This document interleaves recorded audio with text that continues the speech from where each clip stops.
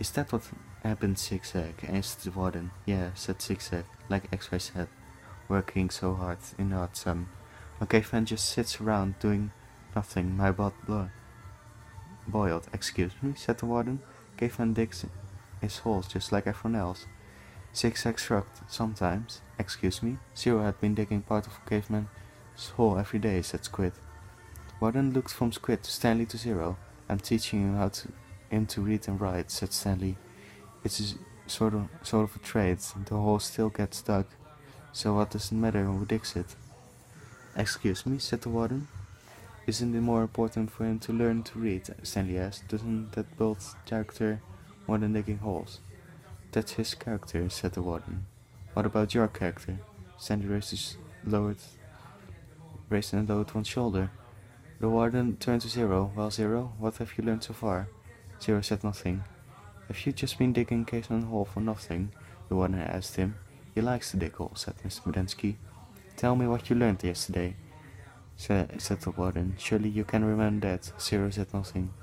Mr. Medensky laughed. He picked up a shovel and said, you might as well try to teach the shovel how to read. It's got more brains than Zero. The ad sound, said Zero.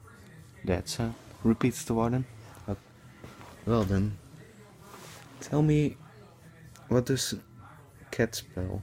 Zero glanced around him easily. Stanley knew he knew the answer. Zero just didn't like answering questions. Cat, said Zero. Seriously, said Mr. Bennet. Clapped his hands. Bravo, bravo. The boy's a genius. Fat, asked the warden. Zero thought a moment. Stanley hadn't taught him the F sound yet. F, Zero whispered. F at fat. How about head? Asked the warden. Stanley hadn't taught him the H sound either. Zero hadn't concentrated hard, then said chat. All the counselors laughed. He's a genius, alright, said Miss Berensky. He's so stupid he doesn't even know he's stupid.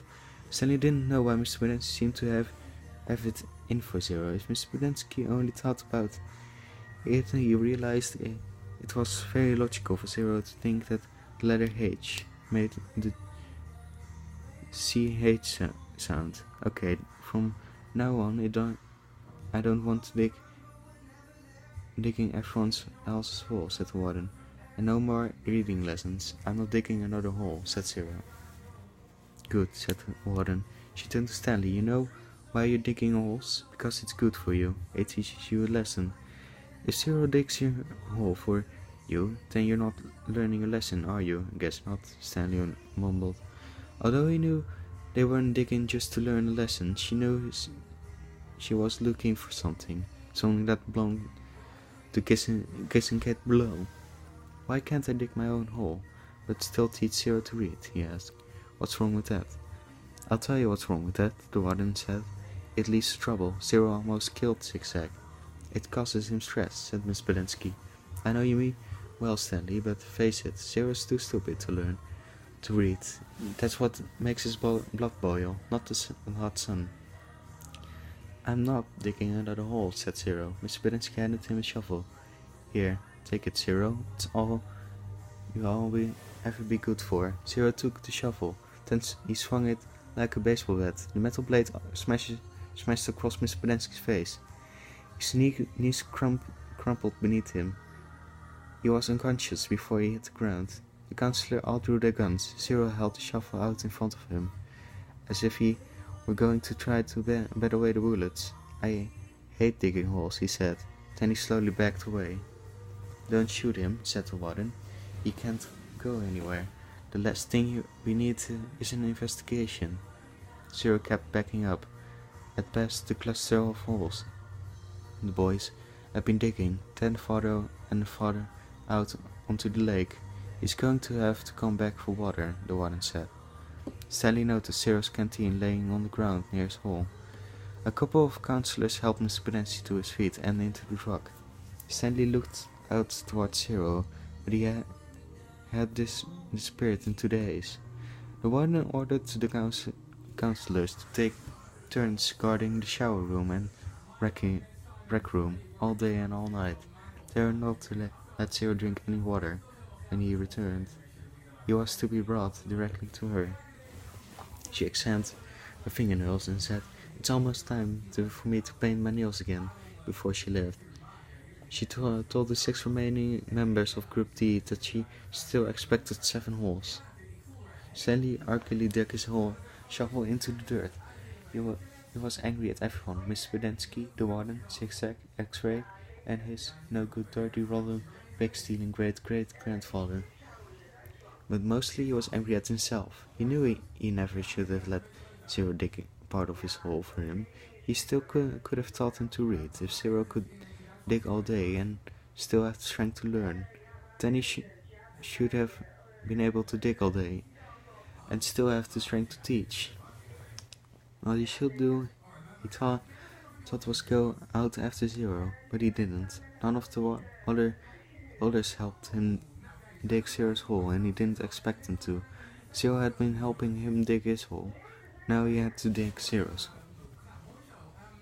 He remained out on the lake, digging during the hardest part of the day, long after everyone else had gone in. He kept an eye out for Zero, but Zero didn't come back. It would have been easy to go out after Zero. There was nobody to stop him. He kept thinking that's what he should do. Maybe they would climb to the big top of the tomb, if it wasn't too far away, and if it was really the same place where his great-grandfather found feuds, and if after 100 years or so water was still there. It didn't seem likely, not when an entire lake had gone dry. And even if they did find refuge on Big Tomb, he thought, they'd still have to come back here, eventually. Then they both have to face the warden and the rattlesnake fingers. Instead, he came up with a better idea. Although he didn't have it quite all figured out yet, he thought that maybe he could make a big deal with the warden. He'd tell her where he really found the gold tube if she wouldn't scratch Zero. He wasn't sure if he'd make this deal without getting himself in deeper trouble. She might just say, "Tell me where you found it, or I'll scratch you." Too, plus, I would mean X-Ray would get in trouble. Too, she'd probably scratch him up as well. X-Ray would be out to get him for the next 16 months. He dug his shovel into the dirt. By the next morning, Zero still hadn't returned. Stanley saw one of the counselors sitting guard by the water spigot outside the shower wall. Mr. Pedensky had 2 black eyes and a bandage over his nose. "I always knew he was stupid," Stanley heard him say. Stanley was required to dig only 1 hole the next day. As he dug, he kept a constant watch out for Zero, who never saw him. Once again, he considered going out on the lake to look for him, when he began to realize that it was already too late.